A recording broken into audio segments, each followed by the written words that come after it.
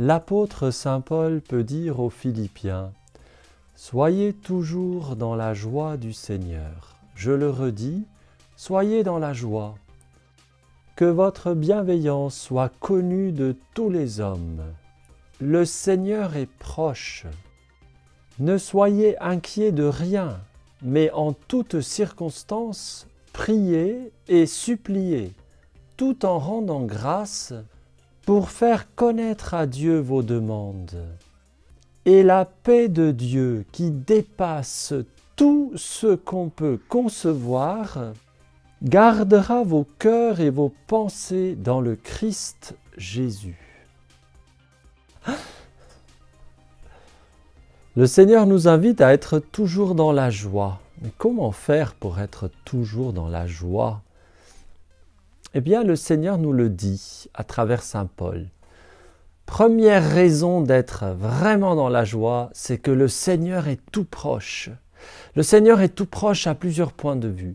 Le Seigneur est tout proche de toi. Il est dans ton cœur, il est dans ton âme, ton esprit.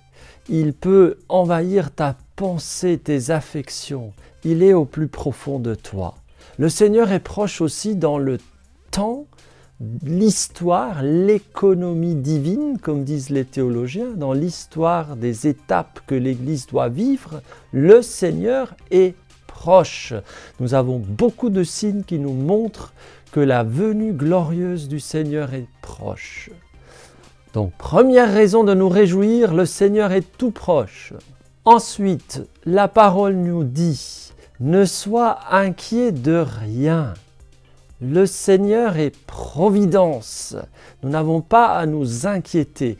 Oui, nous pouvons et nous devons présenter à Dieu toutes nos demandes, mais tout en rendant grâce. Soyons en même temps dans l'action de grâce, parce que le Seigneur nous donne le meilleur, ce qu'il y a de plus profitable à chacun de nous pour grandir. Eh bien, ça doit être une raison de joie d'avoir un Père céleste qui pourvoit à tous nos besoins.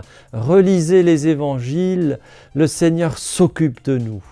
Et alors cette paix de Dieu, qui est plus grande que tout et qui est un fruit de l'Esprit Saint, envahira notre intelligence, notre esprit, notre cœur, remplira notre volonté de l'amour qui vient de Dieu.